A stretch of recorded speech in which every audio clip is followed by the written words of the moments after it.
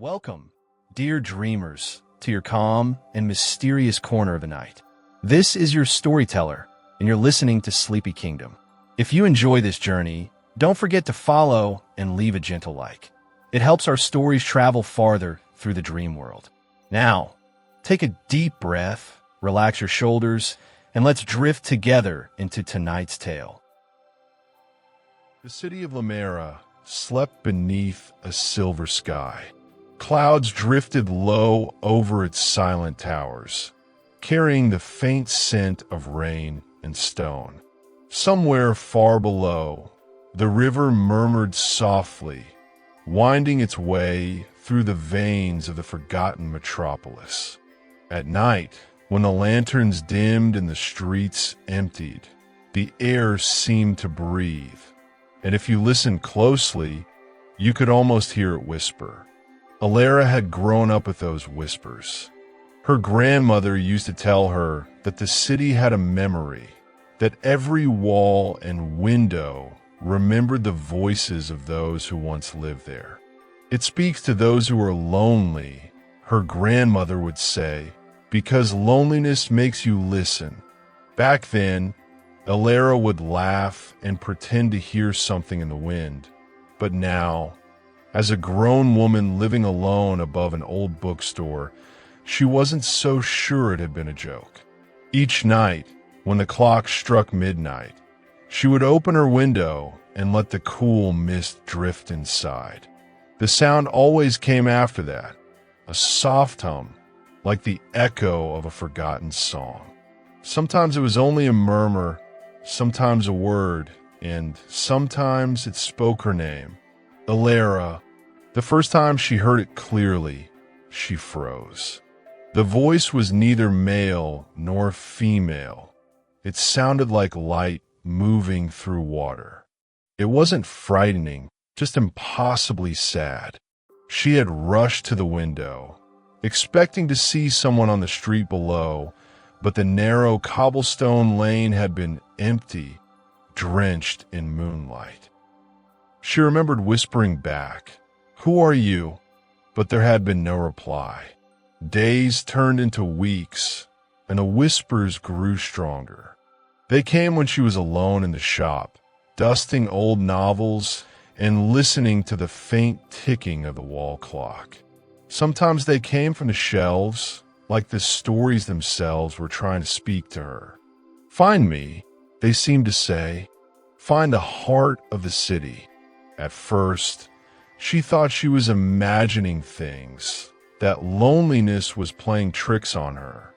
But then one evening, as the rain began to fall and the city lights blurred through the fog, she noticed a glow outside her window. Not a street lamp, not lightning. It was a floating light, golden and warm, drifting slowly through the mist. Her breath caught. Without thinking, she wrapped herself in her old gray coat, slipped on her boots, and stepped out into the street. The city looked different at night. Quieter, older. The cobblestones gleamed under the drizzle, reflecting the glow of the strange light that now moved ahead of her. It drifted just beyond reach, as though it wanted her to follow, and so she did. She followed it past shuttered bakeries, past alleys that smelled of rain and memory, past the silent river that shimmered faintly beneath the bridge. The air thickened with mist. Somewhere, far away, a bell tolled once, then fell silent. The light turned sharply down an alley she'd never noticed before. It was narrow, lined with crumbling walls covered in ivy. Carved into the stone were faint markings, spirals, stars, and symbols that pulsed faintly when she passed them, as though alive. Alara's fingertips brushed one, and for a brief moment, she felt warmth like touching a heartbeat. Finally, the alley opened into a small courtyard. At its center stood a dry fountain, its basin cracked and filled with fallen leaves. In the middle of that fountain stood a statue, a woman carved from marble, her hands clasped over her heart, her eyes closed. The lantern hovered beside her and stopped. Alara stepped closer. The air around the statue shimmered faintly, carrying a whisper that was almost music. On the statue's base, half hidden beneath moss, she could make out an inscription. When the city forgets its heart, the heart must awaken. Her pulse quickened. She crouched down, tracing the letters with her fingertips, feeling the grooves like veins of time. A gust of wind swept through the courtyard, stirring her hair. The whispers grew louder now, surrounding her like the soft voices of hundreds of unseen people. Gentle, pleading, sorrowful. Then, as suddenly as it began, the sound stopped. Alara looked up, and the statue's eyes were open. She stumbled back, gasping. The marble woman's gaze glowed faintly with a light that seemed to come from within. Alara couldn't move. She wasn't afraid, just transfixed. The statue's lips parted, and though no sound came, Alara felt a voice inside her mind. "You can hear us," it said. "You are the first in many years. Lamera remembers, but it sleeps. You must find the heart before the silence consumes all." Alara's mouth went dry. I don't understand," she whispered. "What heart? What are you?" But the light began to fade. The glow dimmed from the statue's eyes until only a soft outline remained. The mist thickened again, and the strange lantern drifted upward, vanishing into the clouds. Alara stood alone in the courtyard, trembling slightly, the sound of her heartbeat echoing in her ears. She took a deep breath, trying to steady herself. It had felt so real, the voice, the light, the warmth. Yet as she looked around, she noticed something different about the air. It shimmered faintly, as though the city itself had been waiting for her. When she returned to her apartment, the whispers followed her. This time they were soft, comforting, almost protective. She fell asleep with the window open, the scent of rain in her hair, and dreamed of a city made of gold. In her dream, she walked through streets filled with laughter and light. The same fountain stood in the center of the square, but it flowed with glowing water that sang as it moved. The marble woman smiled at her and whispered, "Find the heart, and you will awaken us all." When Alara awoke, her pillow was damp with tears she didn't remember shedding. Outside, the morning sun had broken through the mist for the first time in weeks. She looked out the window, and on her windowsill, resting gently where no one could have placed it, was a small, glowing feather. It pulsed once with golden light, then faded into nothing. Alara sat there for a long time, her heart full of questions. Somewhere deep within the city, a bell began to ring. Not the old, broken bell she always heard, but something new, clear, bright, calling. And for the first time, Alara smiled. She didn't know what she was about to uncover, only that the city had chosen her. The whispers had awakened, and so had she. For days after that night, Alara could not shake the feeling that something inside Lamera had changed. The air seemed lighter, the silence less heavy. The whispers had not returned, but she sensed their presence, waiting, listening. Every morning, as she passed the fountain square on her way to the bookstore, she felt a faint hum beneath her feet, like a heartbeat buried deep within the stones. The statue of the marble woman looked the same as before, her eyes closed once again, hands pressed gently over her heart. But Alara knew she wasn't only stone. She had begun to notice things other people didn't. A shimmer in the reflections of the shop windows, the faint sound of a lullaby when no one else could hear it. The city's forgotten corners seemed to glow softly whenever she passed by, as though the walls were recognizing her. One afternoon, while organizing a stack of ancient journals that had been left in the bookstore long before she was born, Alara found a small book bound in blue leather. Its cover was unmarked, and its pages smelled faintly of rain. She flipped it open, expecting blank paper, but inside were neat, flowing lines of ink. Not words, but symbols. Spirals, stars, keys, and shapes that pulsed faintly as though they were alive. As she traced them with her finger, the air in the room changed. The ticking of the clock slowed. The sunlight outside flickered, and faintly, beneath the quiet, she heard the whispers again. The heart is hidden beneath the sound of forgetting, they said. Follow the voice that remembers. The sound came from the direction of the river. That night, long after the city had fallen asleep, Alara took the blue book, wrapped herself in her shawl, and followed the narrow streets until she reached the water's edge. The river reflected the stars like a mirror, its surface smooth and unbroken. But when she looked closely, she saw something move beneath the water, faint glimmers of light like fireflies trapped beneath glass. She knelt beside the stone railing, holding the book close to her chest. "If you can hear me," she whispered, "show me where to go."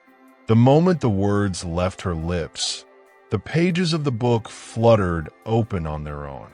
A symbol at the center began to glow, a spiral surrounded by tiny dots.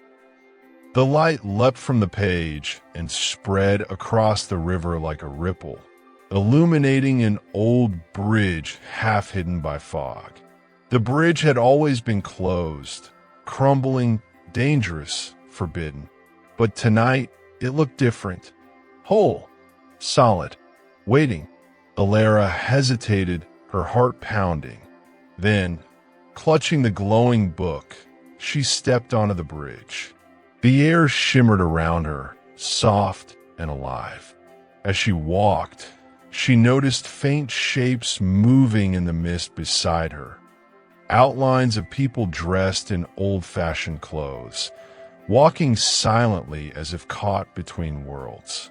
Some smiled faintly when they looked her way, others simply vanished like smoke.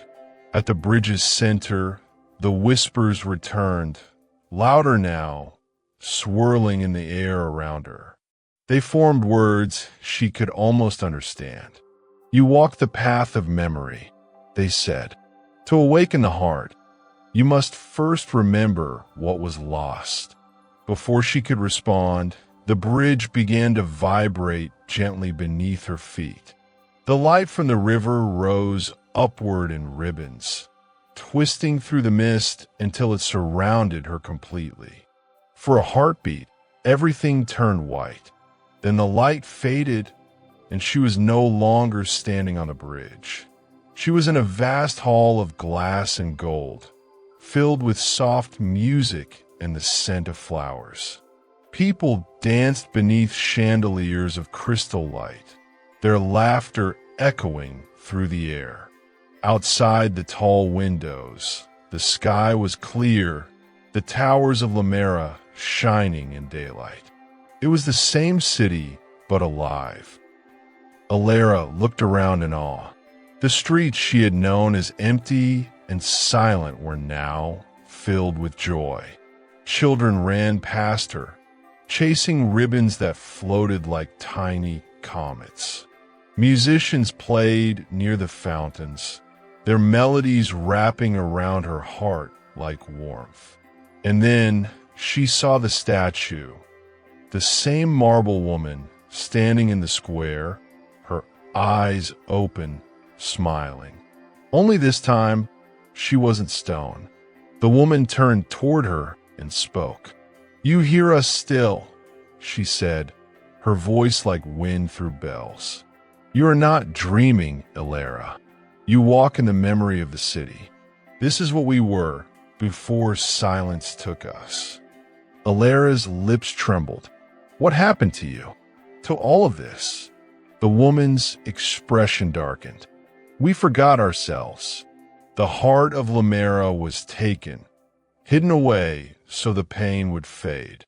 But without the heart, memory became sorrow, and sorrow became sleep."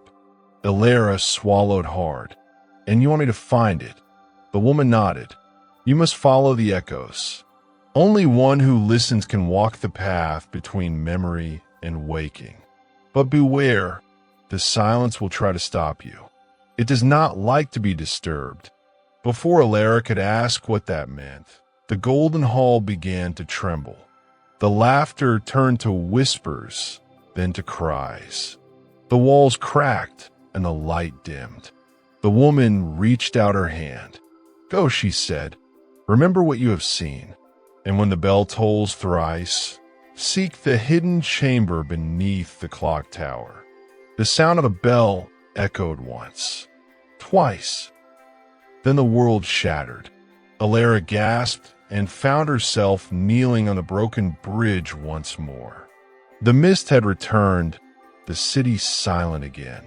The blue book was clutched tightly in her hands, its glow fading into darkness. Somewhere in the distance, she heard the bell toll for the third time. She rose slowly, trembling but determined. The whispers had chosen her for a reason, and now she had a path. The clock tower loomed far above the rooftops, its outline faint against the silver clouds. Elara took a deep breath and began to walk. The streets of Lamera were nearly empty as Elara walked toward the clock tower. The fog curled low along the ground, wrapping around her legs like pale ribbons. Every footstep echoed softly, swallowed by the silence that clung to the air. It was a silence that listened, alive, waiting. The clock tower rose higher with every turn she took. Its face gleamed faintly in the moonlight, the hands frozen at midnight. She had passed it countless times before, but never truly seen it. Tonight, it seemed to breathe, exhaling mist through cracks in its stone. At the tower's base stood an iron gate half buried in ivy. The lock was old, rusted, and yet, when she touched it, it clicked open like it had been waiting for her. The gate creaked inward. A cool breath of air escaped from the darkness beyond. She hesitated only for a moment before stepping inside. The tower's interior was lit by faint shafts of light seeping through the cracks in its walls. Dust hung in the air like snow, and the smell of old brass filled her nose. Spiral stairs wound upward around the central pillar, where the great gears of the clock still rested. Elara climbed slowly, her footsteps muffled by the dust. As she ascended, she began to notice faint shapes carved into the metal of the gears, symbols like those in the blue book. They pulsed faintly when she passed them, glowing softly in rhythm with her heartbeat. Halfway up, she heard something. It was not a whisper, not exactly. More like a sigh, a long, tired exhale that seemed to come from the walls themselves. Then a voice, soft and low, filled the air. "You should not be here." Elara froze. "Who's there?" The shadows near the stairs shifted. From them stepped a man, or rather, the outline of one. His body shimmered faintly, like smoke caught in moonlight. His eyes glowed dimly beneath a hood made of darkness. "I am the keeper of the clock," he said. I guard the hours that remain. Alara swallowed hard, but didn't step back. I was told to come. The city spoke to me. It told me to seek the hidden chamber. The figure tilted his head slightly, as though studying her. Many have heard the city, but only one every generation can answer. Tell me, Alara of the bookstore, why do you listen to whispers that were never meant for the waking? She hesitated. The question hung heavy. Finally, she said, because I couldn't bear the silence anymore. The figure's eyes softened. Then you already understand. He turned, gesturing toward the great gears above. Time in Lamera has been broken for centuries. When the heart was sealed away, time forgot how to move forward. The people fell into memory, and the city began to sleep. But if you truly wish to awaken it, you must descend, not ascend. Alara blinked. Descend? But I thought the chamber was. He interrupted gently. Beneath the clock, beneath the silence. What you seek lies where time stands still. He extended his hand. A key formed in the air between them, made of light and sound. The door will find you when the hour strikes once more. Alara reached for the key, but as soon as her fingers touched it, a deep vibration shook the tower. The gears groaned, grinding against one another, and dust rained from the ceiling. The keeper looked up sharply. The silence has noticed you. You must hurry. The key dissolved in her palm like water. The light sank beneath her skin, leaving behind a faint symbol, a spiral surrounded by 3 dots. The keeper began to fade. When the hour tolls, follow the echo. Do not listen to the silence. It will speak lies in the voice of those you love. And then he was gone. Alara stood alone in the tower. For a long moment, all was still. Then, slowly, she heard it. The sound of a single clock hand moving. Tick! The sound spread, multiplying, until the entire tower came alive with rhythm. The gears turned, the chains shifted, and from high above, the bell began to move. It struck once. The air rippled. Beneath her feet, the stone floor shimmered and cracked. A spiral of light appeared at the center, winding downward into darkness. Without thinking, Alara stepped into it. She fell. Not through air, but through memory. Voices surrounded her, some joyful, others sorrowful. She saw flashes, the city alive, children laughing, the marble woman smiling. Then a shadow sweeping through the streets, dimming everything it touched. When her feet touched solid ground again, she found herself standing in a vast underground chamber. The walls shimmered faintly, covered in symbols that pulsed like living veins. In the center of the room was a pool of still water, black as glass. Alara approached it cautiously. The water reflected her face, but not as she was. In the reflection, her eyes glowed faintly, and a soft light pulsed beneath her skin where the mark had appeared. Then the reflection spoke. You are the bridge between what sleeps and what remembers, it said. But every bridge must face the current. The water rippled, and from its surface rose another figure, identical to her, but cloaked in shadow. Its eyes burned with a pale fire. Who are you? Alara whispered.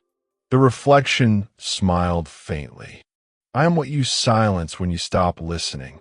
I am the doubt, the fear, the stillness. I am the silence that waits to be obeyed. Alara took a step back. The shadow mirrored her. You can't stop me, she said quietly. I don't need to, the shadow replied. You'll stop yourself. All it takes is forgetting. The air trembled. The whispers grew faint, as though smothered by the darkness. Alara closed her eyes, trying to remember the warmth of the voices, the glow of the marble woman, the hum of the living city. When she opened her eyes again, the shadow was gone, and in its place, the water had turned to light. Floating above, it was a fragment of something golden, a small shard that pulsed gently, like a heartbeat. Alara reached out. The moment her fingers brushed it, a surge of warmth flooded through her chest. The walls lit up with glowing veins of gold, spreading outward in waves. Somewhere far above, she heard the city exhale. The first piece of the heart had been found. For a long time, Alara simply stood there, her hand hovering over the shard as the golden light rippled across the chamber walls. The glow pulsed in rhythm with her heart, spreading upward through the cracks in the stone ceiling, like veins carrying warmth into the frozen body of the city above. Then, slowly, the light dimmed to a gentle shimmer.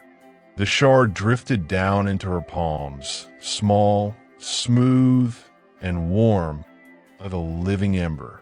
When she held it close to her chest, it pulsed once, then sank into her skin, vanishing completely. A faint hum echoed through the chamber. It wasn't sound exactly, it was something deeper, resonating inside her bones. And in that hum, she heard a whisper, one of three. Seek the second where the river forgets its name. Alara frowned. The words sounded like a riddle, but before she could think, the ground beneath her shifted. The spiral of light reappeared, opening a path upward. She stepped into it and felt herself rising, carried by warmth and song until she stood once more inside the clock tower. Only now it was different. The gears turned gently, the pendulum swayed, and faint golden light glowed between the cracks in the stone. Time had begun to move again, slowly, cautiously, like a creature waking from a long sleep. Outside, Lamera had changed too. The fog had lifted slightly, and in the distant sky, a faint dawn shimmered at the horizon, the first light the city had seen in centuries. But not all was well. As Alara walked through the streets, she noticed shadows gathering at the corners, longer, darker than they should have been. Whispers followed her, not soft and curious like before, but sharp and cold, hissing her name. She turned a corner and found the old marble statue of the woman cracked, her serene face marred by a single black line running down her cheek. Beneath it, the ground trembled slightly, like something restless had begun to stir. Alara touched the statue gently. The air around her shifted, and for a brief moment, the woman's lips moved. Beware the echoes. The silence listens. A chill ran through her. She hurried home to the bookstore, clutching the mark on her chest where the shard had vanished. Inside, the shop looked as if it had been rearranged in her absence. Books lying open on the floor, pages rustling though there was no wind. The blue book she had found that first night lay on the counter, glowing faintly. When she opened it, the writing inside had changed. The words flowed like living ink across the page. The second shard rests beneath what was once the river of voices. But beware, where sound once lived, silence now reigns. Alara traced the words with her fingers. The river of voices, she murmured. She had read about it once. A river that ran beneath the old quarter of Lamera, said to carry whispers from one end of the city to the other, but it had dried up long ago. She packed her things, a lantern, a notebook, and the blue book itself, and stepped into the streets once more. The fog had thickened again, but the faint glow from the cracks in the stone streets guided her way. She walked for hours, following the memory of old maps in her mind, until she reached the edge of the city where the cobblestones gave way to a wide, sunken channel filled with dust and silence. This had once been the river. Alara knelt at the edge, brushing her fingers along the dry riverbed. It was cold, unnaturally so.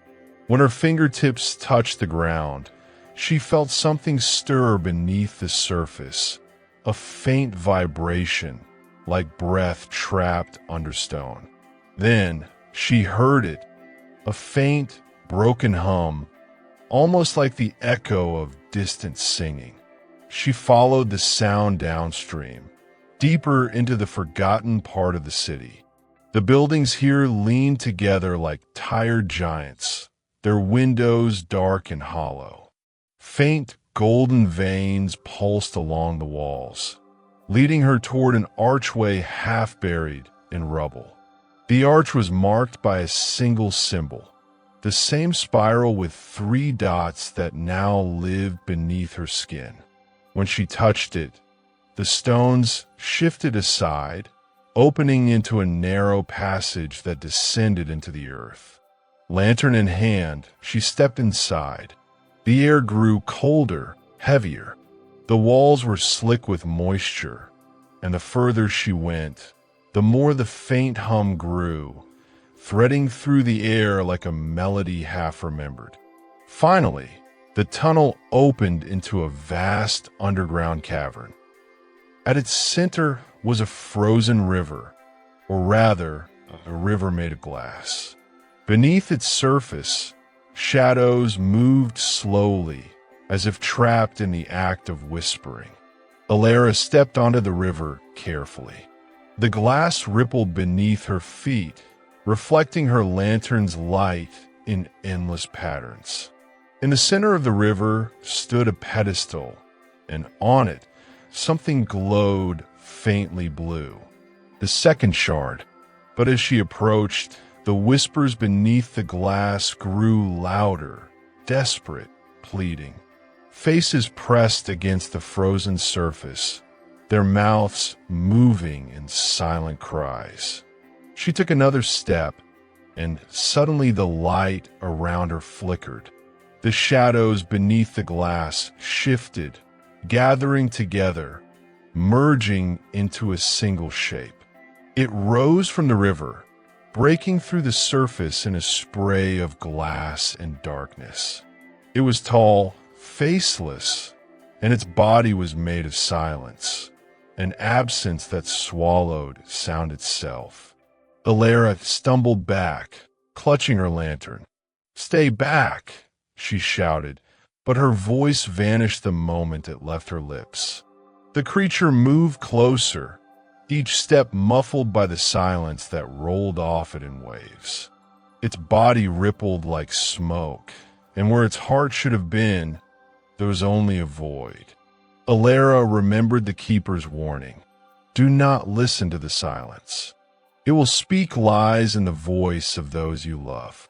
And then the creature spoke, not aloud, but inside her mind.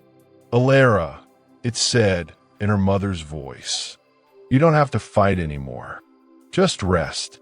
Let all be quiet again. Her breath caught. The voice was perfect, warm, kind, exactly as she remembered. But she forced herself to shake her head. You're not her.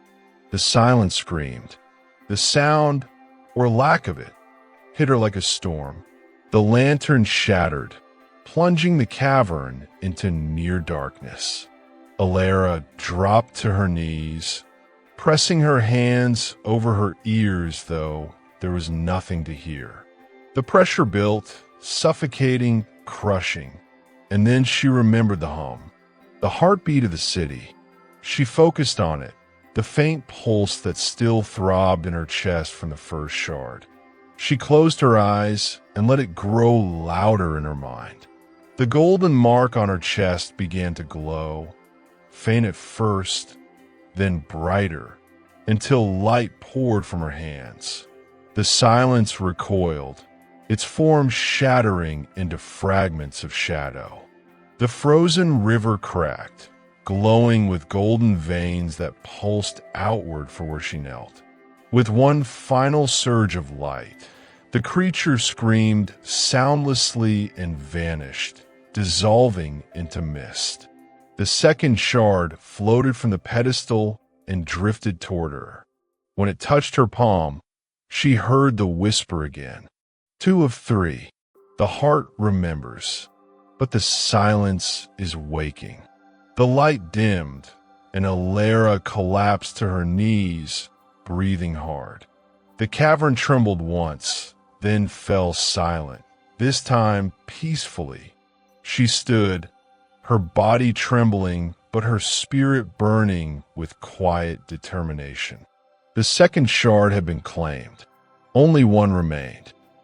But as she turned to leave, she didn't see the faint shadow gathering again at the far end of the river, coiling like smoke, watching, waiting. Alara woke to the sound of distant bells, faint, slow, and impossibly far away. For a moment, she didn't know where she was. The air smelled of damp stone and candle wax, and light shimmered through the cracks above her head. She blinked and realized she was still underground, near the frozen river, the second shard warm against her skin. The bells rang again. Only this time, she realized they weren't real. They were coming from inside her, from the same place where the whispers lived. She stood, brushing dust from her coat, and looked back toward the broken river. The glass had turned translucent again, and beneath it, the trapped faces had vanished. Only a faint golden glow pulsed in the water's depth, like a heartbeat. "The city is waking," she murmured. As she made her way back to the surface, she noticed the air had changed. The silence wasn't as heavy anymore. There were faint sounds, the flutter of a paper caught in the wind, the creak of wooden signs, the far-off drip of water from rooftops.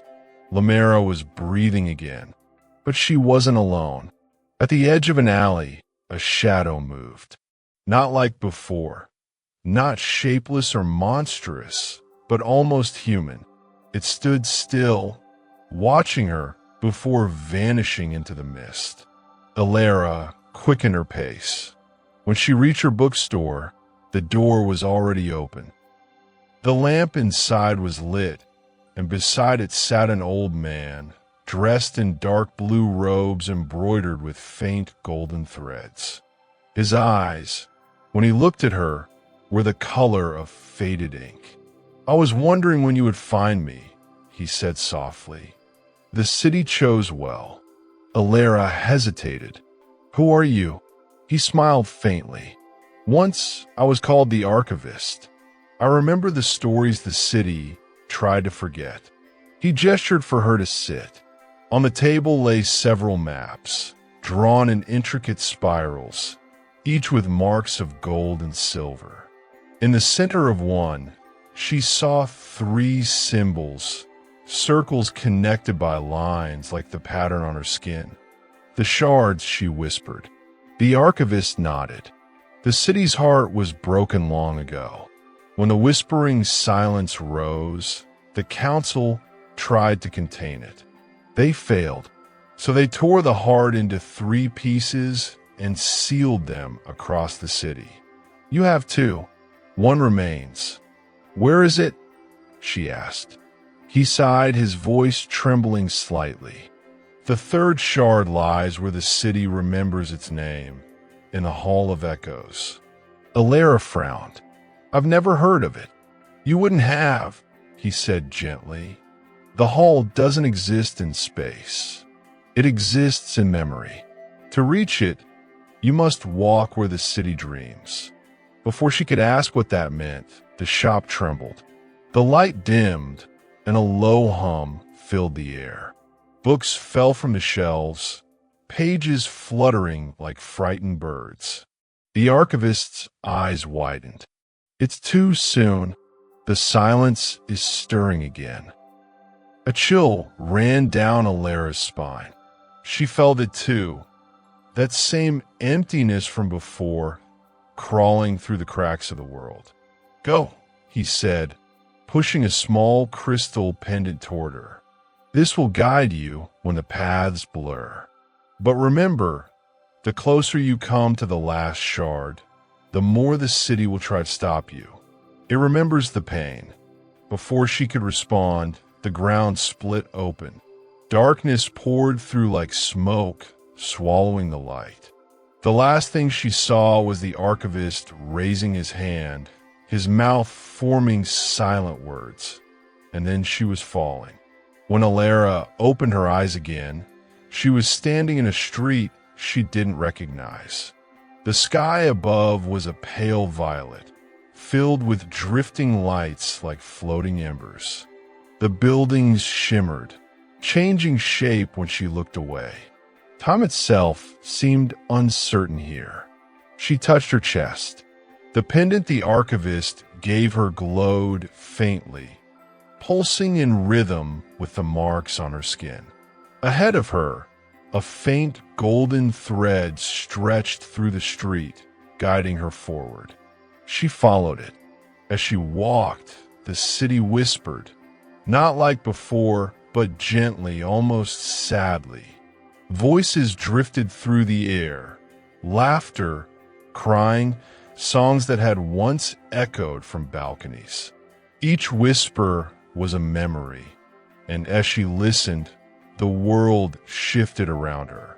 One moment, she was walking through narrow alleys of stone, the next through golden courtyards where children's laughter echoed. Then, suddenly, she was standing on a bridge over a flowing river that shimmered with light. The city was dreaming. She realized then what the archivist had meant.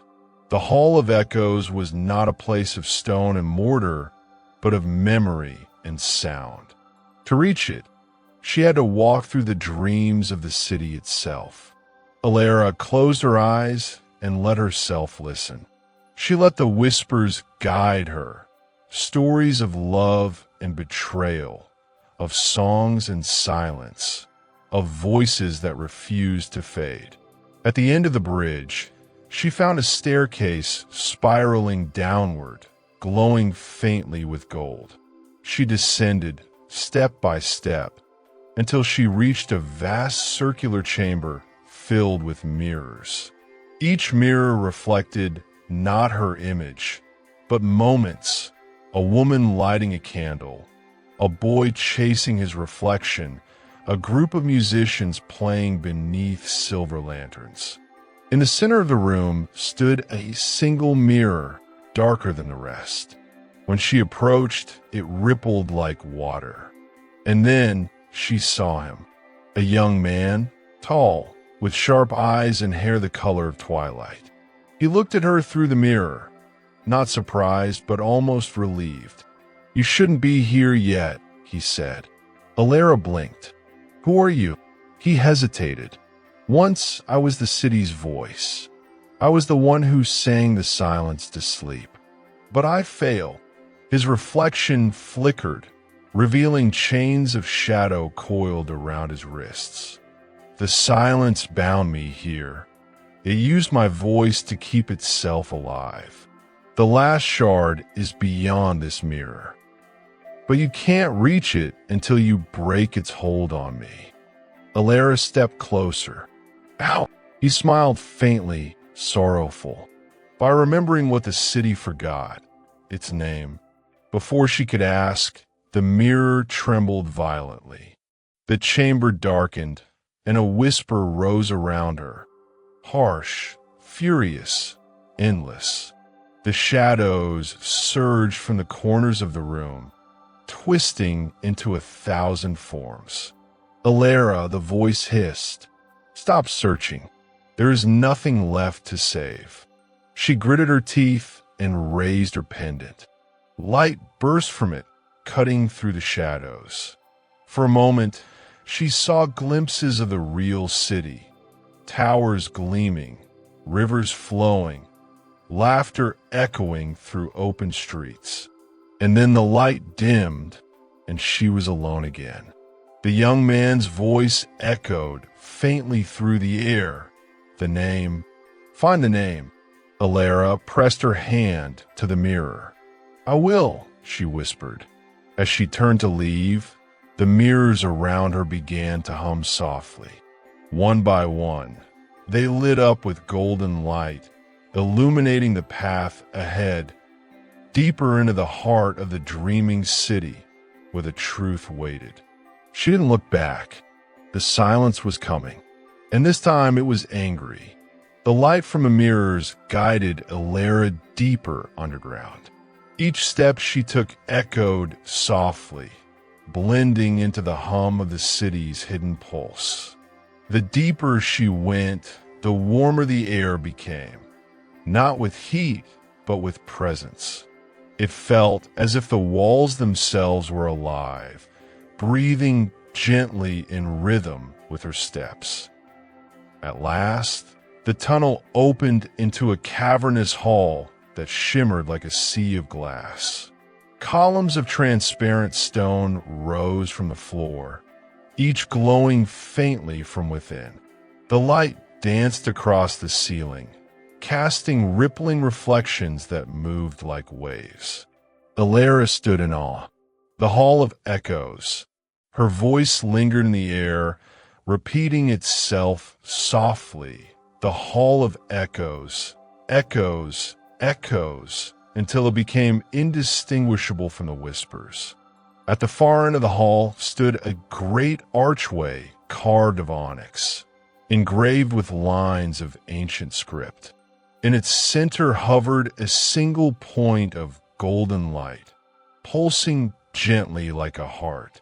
She knew it instantly, the final shard. As she stepped forward, the whispers grew louder, not menacing but pleading. The air trembled with emotion. Words surfaced between the murmurs. Don't forget our name." Alara's chest tightened. She reached for the pendant at her neck. It glowed faintly, resonating with the heartbeat of the shard ahead. Then, without warning, the temperature dropped. From the shadows between the columns, shapes began to emerge, tall, formless figures cloaked in shifting smoke. Their eyes were faint rings of silver light, and wherever they moved, the glow of the hall dimmed. "The silence," she whispered. The first of them spoke, its voice layered and hollow. "You disturb what was meant to rest. The city belongs to quiet now." Alara took a breath, standing tall despite the chill creeping through her veins. "No, the city belongs to its people. It remembers them, even if you've buried their voices." A sound rippled through the hall, laughter cold and empty. The people begged for silence. We gave it to them. Peace without sound, sleep without pain. "You took everything that made them alive," she cried. Another figure stepped forward. Alive?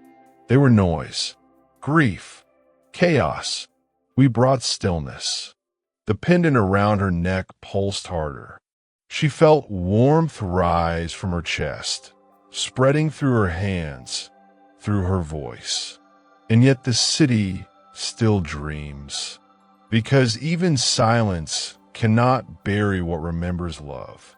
A faint tremor passed through the hall. The whispers in the walls grew stronger, resisting the silence's pull. The figures hissed, their outlines flickering. The largest of them raised a hand, and the air thickened. The world darkened. Sound vanished entirely, Even her heartbeat faded. The silence was devouring everything. Alara's thoughts became muffled, heavy. She fell to her knees, her vision dimming. Then, faintly, she heard a voice. Alara. It was the man from the mirror, the voice of the city. His tone was soft but clear, cutting through the void. Remember what you saw. Remember their laughter, their music, their dreams. Say it. She gasped for air. Say what? The name, the voice urged. The city's true name. She tried to speak, but the silence pressed against her throat like ice. Her mind raced, searching through the whispers that had guided her all this time. The lullabies, the fragments of stories, the words carved into the clock tower, the songs on the marble walls. It came to her suddenly, not a word, but a feeling, a sound that carried warmth and longing. It was the sound of life itself. She whispered it. Lamera. The word hung in the air like a spark. And then the hall erupted with light. The columns blazed gold. The glassy floor pulsed with color, and every whisper became a voice, clear, joyful, real. The shadows shrieked, their forms unraveling like mist in sunlight. The final shard ignited, merging with the other two within her chest. A surge of warmth flooded the cavern. The silence screamed one last time before collapsing into itself, drawn back into the void it had crawled from. When the light faded, Alara found herself standing alone again. The hall was calm, glowing faintly with peace. The shard no longer hovered before her. It was gone, melted into her heartbeat. From behind her, a gentle voice spoke. You did it. She turned. The young man from the mirror stood there, whole, unbound, his chains gone. His eyes were filled with quiet gratitude. The city breathes again, he said. You restored what was lost. Alara felt tears prick her eyes. But it's not the same, is it? He smiled softly. No, but now I can dream anew. He walked to her side, extending a hand toward the glowing arches. Listen, Alara closed her eyes. For the first time, she didn't hear whispers. She heard voices, people waking, footsteps on cobblestones, laughter from open windows. The city was alive. When she opened her eyes again, the young man was fading. Will I see you again? She asked. You already do, he said gently. Every light that shines, every song that's sung, that is my voice. And yours. He smiled once more, then vanished into the golden air. Alara stood in the Hall of Echoes a long time, bathed in light. Then she turned and began to walk back, the pendant at her neck now quiet, its glow soft and steady. When she emerged into the city above, dawn had come. The mist had lifted. The streets glimmered with dew, and somewhere a bell rang, once, twice, and then again, clear and strong. The people of Lamera were awakening. Alara smiled, and for the first time in memory, the city of whispers sang. The sun rose slowly over Lamera, washing the city in soft gold. It had been centuries since light had touched its rooftops, but now it spilled over the stone like a promise kept. The air shimmered faintly, filled with the scent of morning rain and something older, renewal. Alara stood on the steps of the old clock tower, her hands resting against the iron gate that once guarded silence. It was open now, swinging gently in the breeze. Above her, the clock's hands moved again, ticking softly, steadily. Time had returned. People were emerging into the streets. Their faces were pale, uncertain, as though they were waking from a long dream. Some looked around with tears in their eyes. Others simply stood in silence, feeling the warmth on their skin. Children pointed at the sky, laughing. Musicians opened windows and strummed the first hesitant notes of forgotten songs. Even the pigeons seemed confused by the sudden return of life, circling the bell tower before landing on the sun-warmed roofs. Alara smiled faintly. The sound of laughter filled her chest with a peace she hadn't known she'd missed. She walked through the streets slowly, letting the familiar cobblestones guide her. Every corner, every broken sign, every weathered door, they all looked the same and yet entirely different. The city wasn't reborn, it was remembering itself. When she reached her bookstore, she paused. The door was still half open, the lamp still burning on the table inside. Dust motes drifted lazily in the golden light. The archivist's maps were gone, but one piece of parchment remained, folded neatly on the counter. She unfolded it carefully. Inside was a single line, written in ink that shimmered faintly with gold. When the city sings again, so too will its keeper. Beneath the words was a faint mark, the spiral of 3 dots that now rested against her own skin. Alara's throat tightened. "Thank you," she whispered. A bell rang in the distance. She looked up to see the marble woman, the statue from the square, standing whole again, her hands open, her eyes glowing softly with light. Water flowed from the fountain at her feet, clear and bright. People gathered around, touching the water, laughing as if it were holy. Some cried. Alara stepped closer and noticed something strange. The statue's face had changed, subtly but undeniably. It looked kinder, younger, and for a heartbeat, the statue seemed to look directly at her. "Alara." The voice came from nowhere and everywhere at once, gentle, echoing softly through her mind. She turned, half expecting to see the voice of the city again, but there was no one. Only light, drifting like dust. "You brought us back," the voice said, "but the city still dreams. Its heart beats through you now. Guard it, as we once did." "I don't know if I can," she whispered.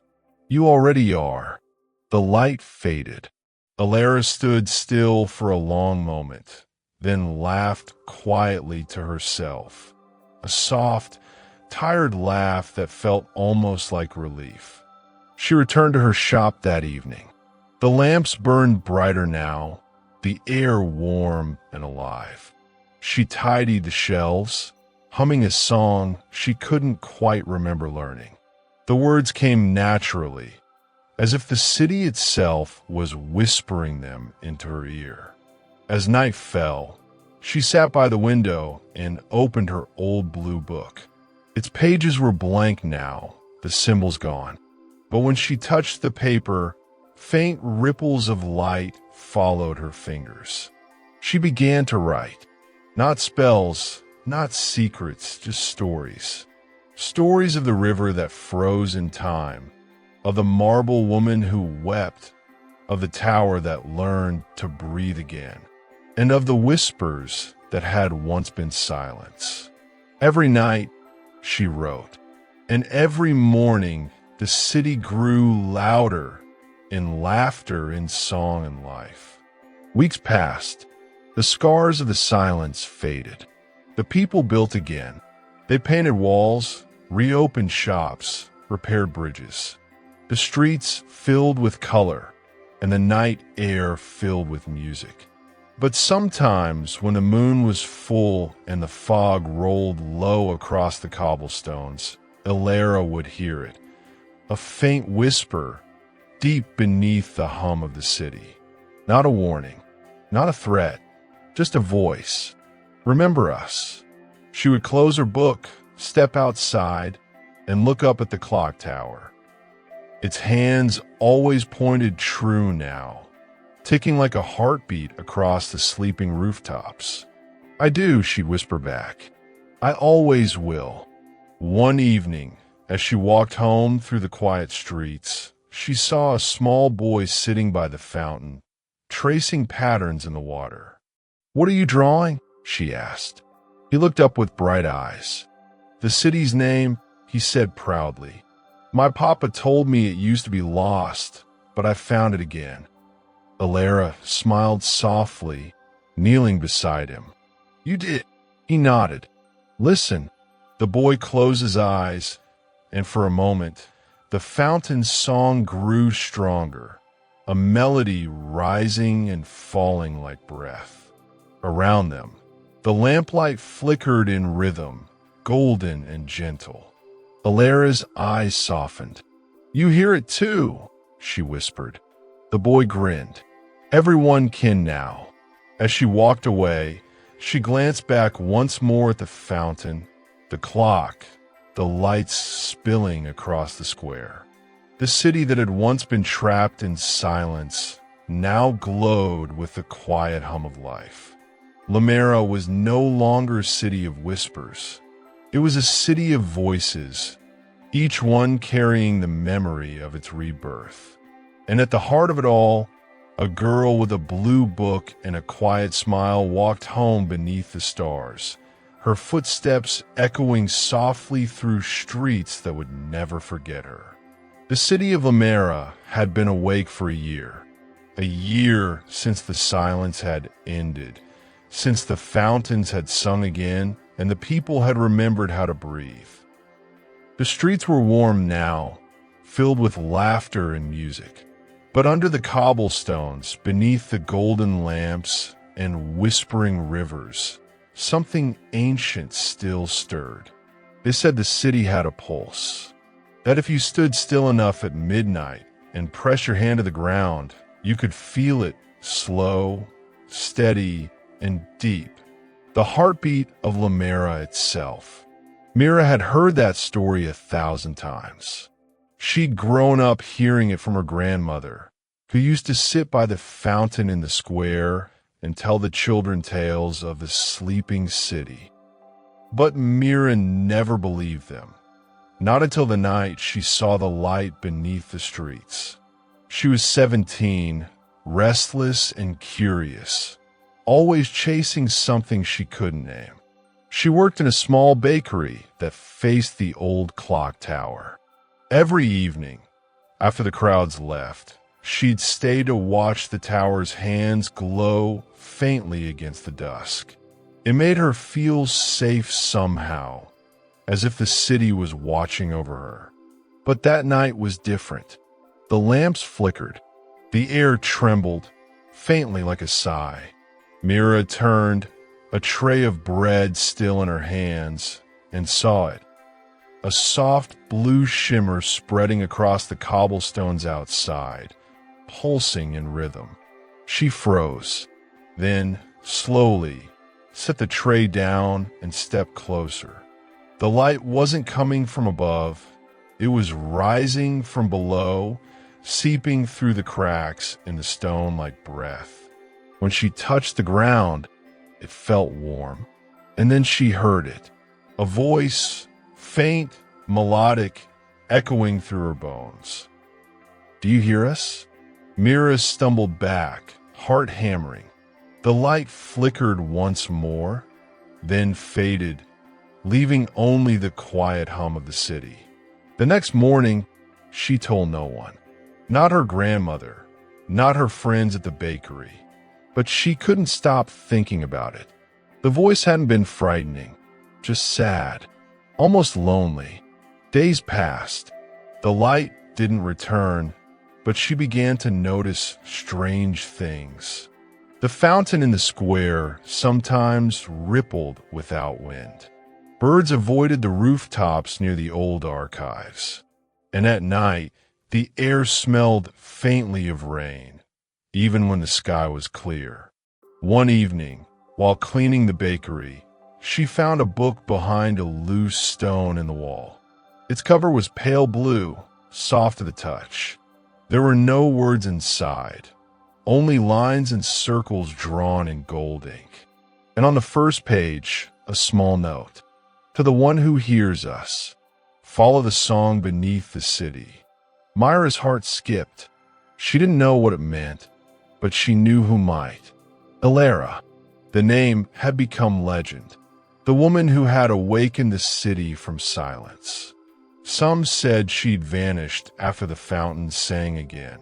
Others swore she still lived somewhere near the river, keeping watch over the heart of Lamera. Mira spent weeks searching. She visited every street, every corner that still carried a trace of the old glow. But no one had seen her. People just smiled gently when asked, like it was a secret they didn't want to spoil. Until one rainy evening, when she wandered too far down the southern edge of the city, where the fog never lifted. There, between two narrow alleys, she saw a light. A window, half open, with a soft candle burning inside. And behind it, a woman writing in a blue book. Elara. Her hair was streaked with silver now. Her face older, but her eyes still carried the same quiet warmth the stories had promised. Mira hesitated, then knocked. Elara looked up, surprised but not alarmed. "You felt it, didn't you?" she said before Mira could speak. Mira blinked. "How did you?" Elara smiled faintly. "Because it's starting again." She rose and motioned for Mira to come inside. The small house was filled with books, maps, and small jars of starlight, glowing dust that shimmered softly in the corners. Elara poured tea, then opened one of her journals. It was filled with notes, drawings of tunnels, old city symbols, and sketches of something that looked like roots or veins running beneath the streets. The city was never just sleeping, she said quietly. It was dreaming, and dreams don't end. They change. Mira listened wide-eyed. Elara traced one of the glowing lines on the map. When you heard the voice, it wasn't the same silence I once broke. It's something deeper, something the city remembers and wants us to find. "What do you mean?" Mira asked softly. Elara looked up. "I mean, the city isn't done speaking. You just became its next voice." The candle flickered between them. The air hummed faintly, as if in agreement. Outside, the rain began to fall, but in the rhythm of a heartbeat. And for the first time since the silence ended, the city whispered again. That night, Mira could not sleep. The sound of the rain still echoed in her ears, slow, rhythmic, alive. It matched the beat of her heart, and sometimes she thought she could hear a faint melody beneath it, like a lullaby carried by the stones themselves. Elara had given her the blue book before she left, wrapped carefully in cloth. "Keep it close," she'd said. "It reacts to light, not sunlight, but something older. When the time is right, it will open." Mira spent hours staring at it under her candlelight, waiting for the pages to glow again. Nothing happened, but deep inside, she felt something had changed. It was as though the city itself was breathing with her, waiting for her to make the next move. The next morning, the bakery felt different. Customers came and went, but she hardly noticed. Her hands worked automatically, kneading dough, shaping loaves, while her mind wandered through tunnels she had never seen. At midday, when the clock tower chimed 12, the ground trembled slightly. Flour dust rose in the air, and when the shelves rattled, the others gasped, but Mira froze. The tremor wasn't from an earthquake. It was too soft, too deliberate, like a knock. She rushed outside, ignoring the shouts behind her. The cobblestones where she had seen the blue glow were quiet again, but when she knelt and pressed her hand to the ground, she felt it. The heartbeat, stronger this time. Later that evening, she returned to Alara's home. The older woman was waiting by the window, as if she had expected her. "You felt it again," she said simply. Mira nodded. "It's stronger now." Alara sighed. "Then we don't have much time." She pulled out another map, older and more fragile than the first. It showed the city's foundations, long, twisting passages that led deep into the unknown. "The heart of Lamera isn't where people think it is," she whispered. "It's beneath the old archives. That's where the first builders left their mark, and where the voices come from." "But what are they?" Mira asked. "Who's calling?" Alara hesitated, tracing a trembling finger across the map. "I used to think it was the city itself." Memory turned to sound. "But now, I'm not so sure." That night they prepared. Alara gathered lanterns filled with starlight, a rope, and the two journals, hers and Myra's blue one. They waited until the moon rose high above the clock tower before leaving the house. The streets were quiet, bathed in silver light. The old archive stood at the city's edge, half buried in ivy and shadow. No one went there anymore. People said the walls whispered when you passed by. When they entered, the air was thick and cool. Shelves of forgotten scrolls towered above them, and the faint sound of dripping water echoed in the distance. Alara moved to the center of the room, where a circular pattern was carved into the floor, the same pattern Mira had seen drawn in gold ink inside the book. She placed her lantern in the middle. "Now," she whispered, "open your book." Mira hesitated, then slowly unwrapped it. The cover pulsed faintly under her fingers. When she opened it, the golden lines began to shimmer, flowing like liquid light. The pattern on the floor responded, glowing, connecting to the book's symbols, forming a circle of pale blue radiance around them. A low hum filled the air. The stones vibrated. The ground split slightly, revealing a narrow staircase spiraling downward. Alara's eyes widened. "It's opening again."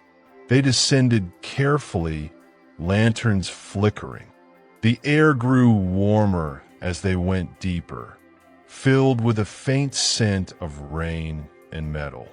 The walls were smooth, not carved by human hands. After what felt like hours, they reached a vast chamber. At its center was a pool of clear water, glowing softly from below. Around it were enormous pillars covered in inscriptions neither of them could read, but Mira could feel the words. They thrummed gently, like notes of a song she almost recognized. Alara knelt by the water's edge. "It's beautiful," she whispered. Then the surface rippled, and a light rose from beneath, forming a delicate, human shape, a woman made of pure blue light. Mira stepped back, startled, but Alara held up her hand. "Don't be afraid. She's not real. She's a memory." The figure spoke, her voice like a chord of wind and music. "Welcome, child of light. You have heard our song." Mira trembled. "Who are you?" "We are the architects," the voice replied softly. "We built Lamera to hold the light of the world.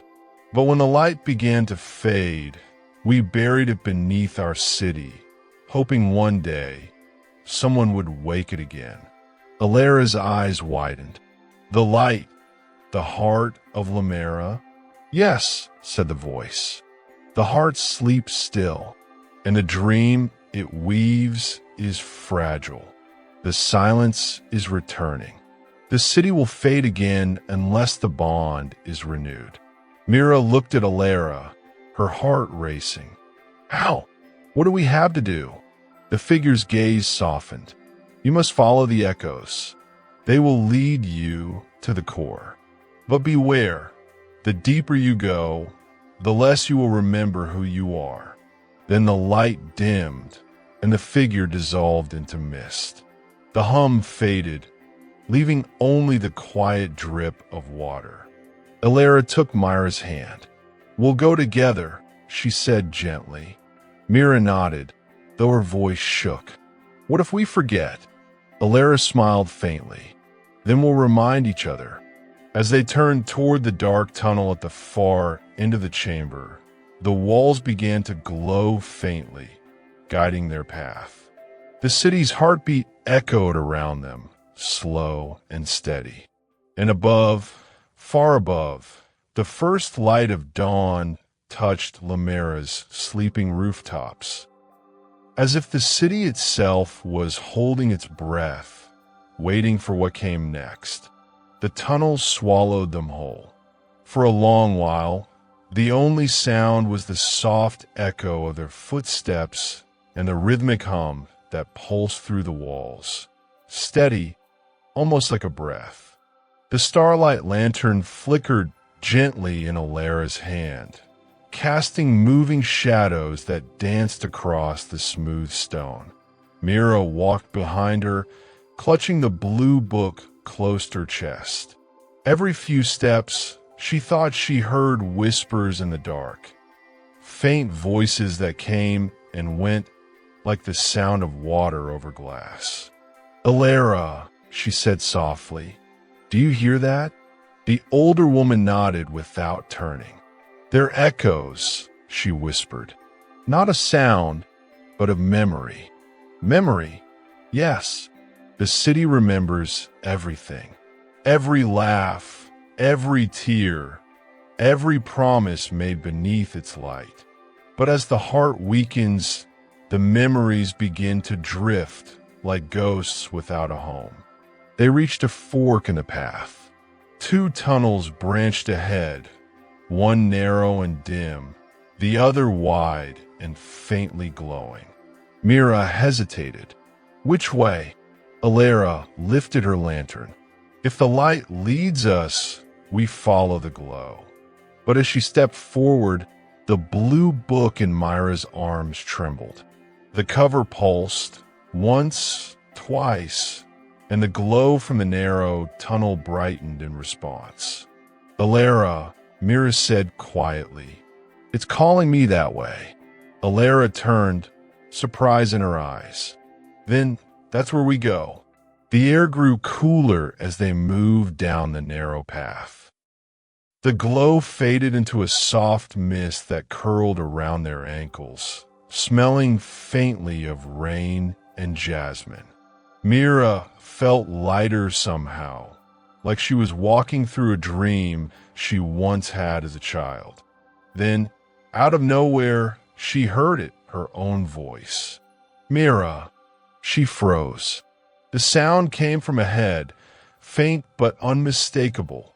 Her voice, soft and trembling, calling her name. Alara, she whispered. That's me. Alara stopped walking. Don't answer it. But the voice came again, clearer this time.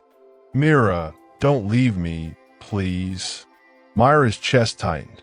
It was her voice, but filled with fear, sorrow, and something else. Regret. Alara, it's like it knows me, she whispered. Like it's me. Alara reached out and touched her arm. The echoes will test you. They show what you've lost or what you might lose. The city isn't cruel, but makes you face what's inside your heart. They kept walking. The voice followed, softer now, fading with every step. When it vanished completely, Mira realized her hands were shaking. Eventually, The tunnel opened into a vast cavern filled with silver mist. Stalactites hung like frozen raindrops from the ceiling, and the ground shimmered faintly underfoot. In the center stood a structure, half ruin, half temple, carved from luminous stone. They approached it slowly. Symbols glowed on its surface, shifting as if alive. Alara touched one of them, and the air rippled. "This is part of the old city," she murmured, "before Lamera was even built. The architects must have used this place to anchor the heart's energy." Mira knelt beside a small pedestal. On it rested a crystal sphere, cracked but still faintly glowing. When she reached out, the blue book pulsed again, and the sphere flickered to life. A vision burst before them, not in color, but in feeling. They stood in the same chamber, but centuries earlier. The walls shone like sunlight through water. Figures moved through the light, tall, graceful beings made of pure energy. One of them turned toward the heart, the same sphere, and spoke in a language that sounded like music. The others echoed the melody, and for a moment, everything felt alive. Then the vision darkened, the light dimmed, the beings faded, their voices turning into cries. The sphere cracked, and the sound of silence roared through the air. Mira gasped as the vision vanished. The sphere dimmed once more. "What happened to them?" she asked. Alara's eyes were distant. They tried to contain too much light. The city wasn't just a home, it was a vessel. But when the balance broke, they lost themselves trying to save it. Mira shivered. "So that's what the voice meant. The bond has to be renewed." Alara nodded. "Yes. If the light fades again, Lamera will sleep, and this time it might never wake." They rested for a while by the quiet pool that surrounded the ruins. The air was warm here, humming softly with unseen energy. Mira looked at her reflection in the water, and for a moment, she didn't see herself. The face that looked back was older, calm, serene, eyes filled with light. It smiled gently before fading into ripples. "Alara," Mira whispered, "what if I'm not meant to leave this place?" The woman looked at her, then smiled sadly. "Then maybe that's what the city wants, someone who truly listens." A faint sound reached them from the far end of the cavern, like footsteps, slow and deliberate. They both turned. Out of the mist stepped a figure cloaked in pale gold. His face was hidden, but his presence was calm, almost familiar. He carried a staff topped with a fragment of glowing crystal. "Who are you?" Mira asked, standing. The figure tilted his head slightly. "A keeper," he said softly. "One of the last." Alara's breath caught. "You survived?" He nodded. "Barely. When the architects fell, some of us were bound to the dream, neither living nor gone. We keep the echoes alive until the bond can be restored." Mira took a cautious step forward. "And what happens if it isn't?" The keeper's gaze seemed to pierce through her. "Then everything will fade into silence, and even dreams will forget how to remember." For a moment, no one spoke. Then he turned, gesturing toward a narrow archway glowing faintly at the far wall. "The path to the heart lies ahead. But beware, the city's memory is unstable. It will twist what you see. Only those who walk with truth in their hearts can reach the core." Alara and Mira exchanged a glance. Then they followed. The keeper watched them disappear into the archway, his light flickering once before fading into the mist. And far above, in the waking city, the fountains fell silent once more. The archway swallowed them in light. Mira blinked against the brightness, her vision blurring as the ground beneath her feet shifted. When the glow faded, she realized she was no longer walking on stone, but on glass. Beneath it shimmered a sea of stars, endless and calm, as if the sky itself had turned upside down. "Alara," she whispered, "where are we?" The older woman looked around, eyes wide. "Inside the memory," she murmured. "The heart isn't a place. It's a dream made solid." Around them, the air shimmered with soft colors, blue, gold, silver, drifting like mist. Buildings began to take shape in the light. Towers of crystal, bridges woven from sound, fountains that sang with voices instead of water. It was Lamera, but not the one they knew. This was the first Lamera, the city as it had once been before the silence. It pulsed with life, radiant and serene. Mira could hear faint laughter echoing through the air, the hum of 1,000 hearts beating in harmony. And then, suddenly it all stopped. The colors dimmed. The towers began to crack, their music faltering. A wind rose from nowhere, carrying whispers, too many to understand. "Alara," Mira said, clutching the blue book. "It's changing." Alara nodded grimly. "The dream is breaking. The city's memory can't hold itself together." The ground trembled beneath them. From the distance, a figure appeared. The keeper, his golden cloak fluttering in the shimmering air. But this time, his light was dimmer. "You're close," he said, "but the heart resists. It doesn't want to wake." Mira frowned. "Why not?" "Because it fears the pain of remembering." Alara took a step forward. "Show us the way." The keeper raised his staff. A path of glowing symbols unfolded ahead of them, leading toward a great tower that rose in the center of the dream city. Its peak reached into the clouds, its base wrapped in roots of light. "That's it," Alara whispered. "The heart spire." They began walking. The closer they got, the more unstable the world became.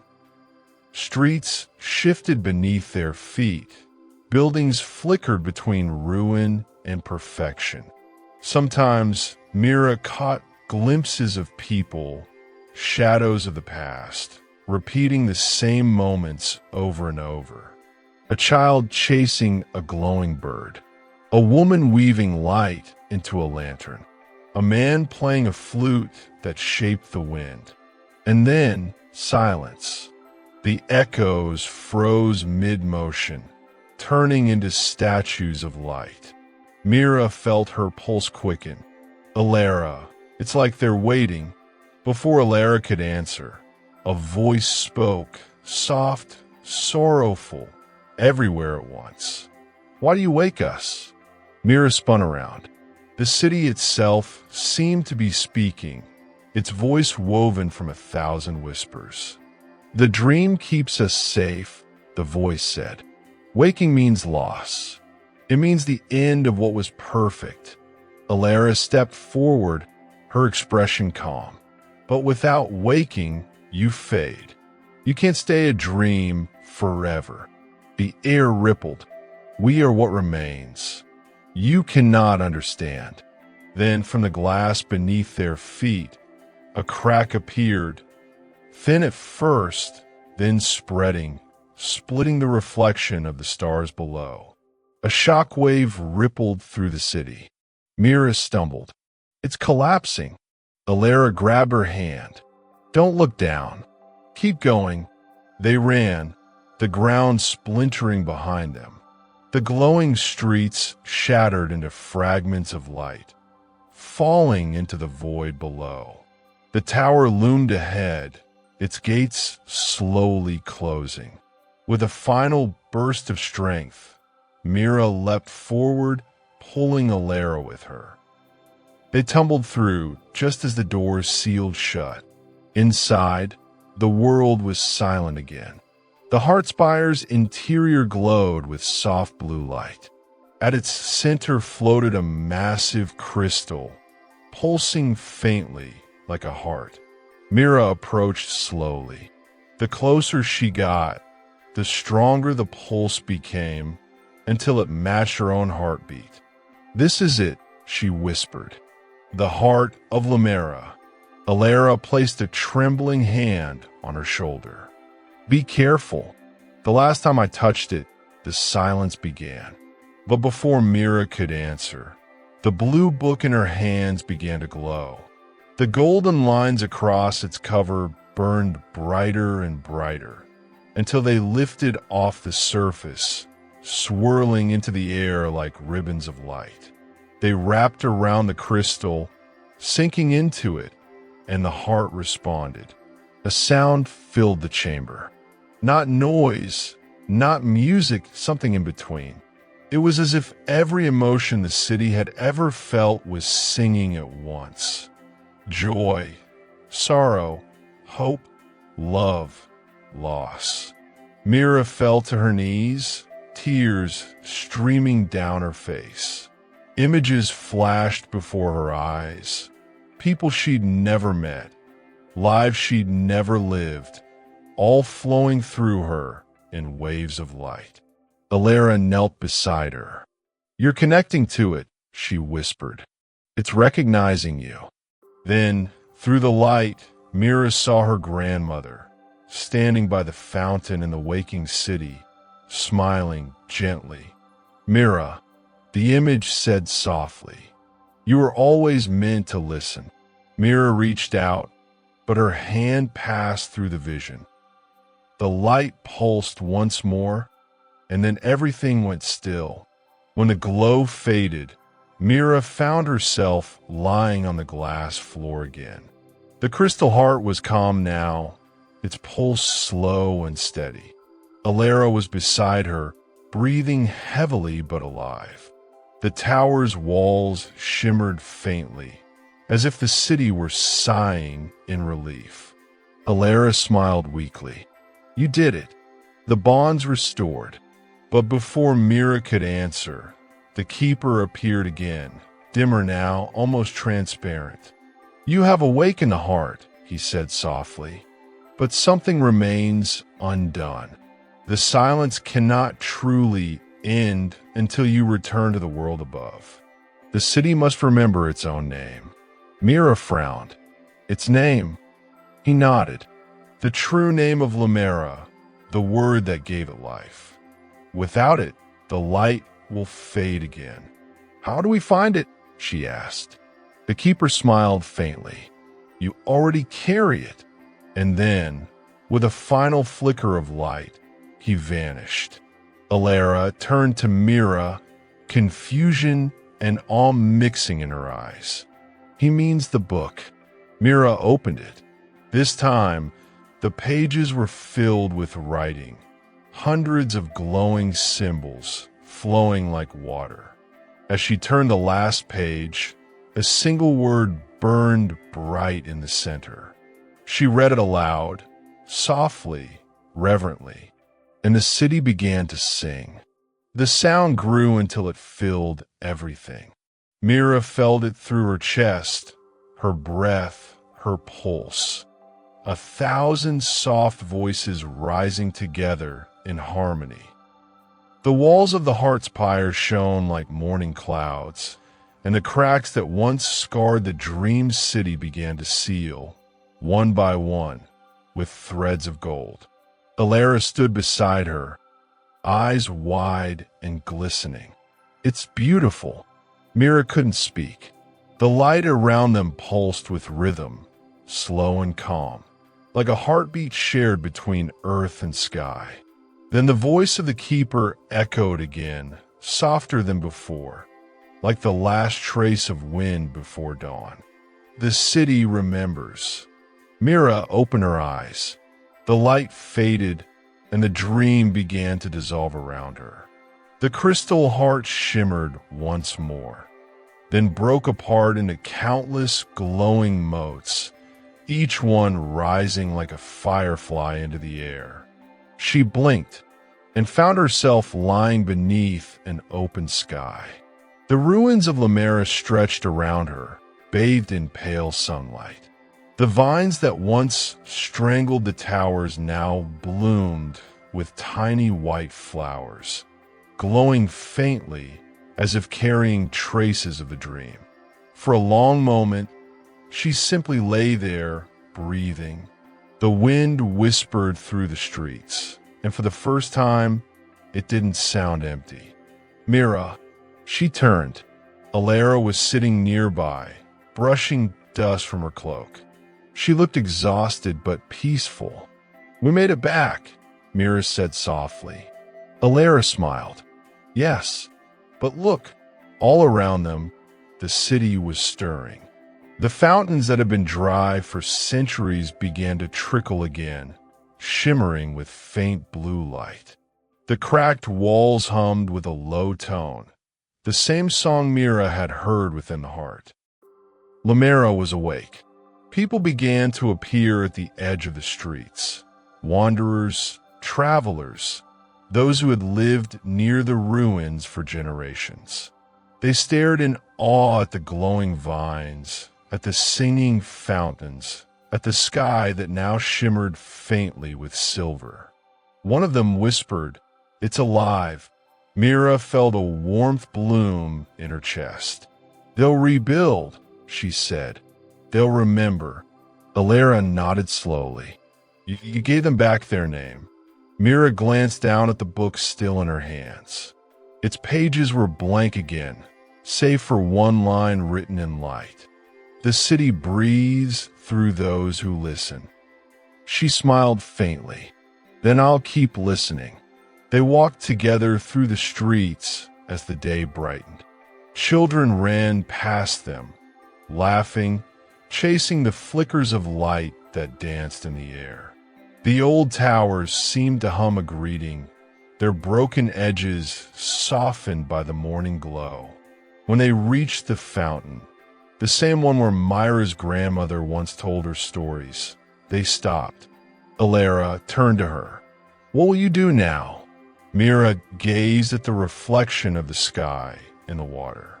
"Maybe tell the story," she said quietly.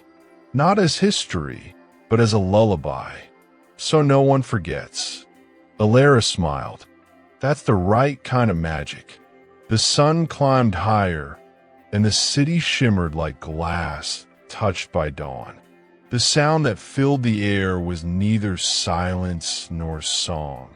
It was something in between, a breath, a pulse, a whisper. And somewhere deep beneath the stones, the heart of Lamera beat once more. That night, Mira sat on the balcony of an old restored tower. The city lights glowed softly below her, not artificial, but gentle, alive. She opened the blue book again, tracing her fingers along the empty pages. A faint breeze carried the scent of flowers from the courtyard below. She closed her eyes. "Alara," she murmured, "do you think dreams ever end?" From the shadows, the older woman chuckled. "No, Mira, they just change shape."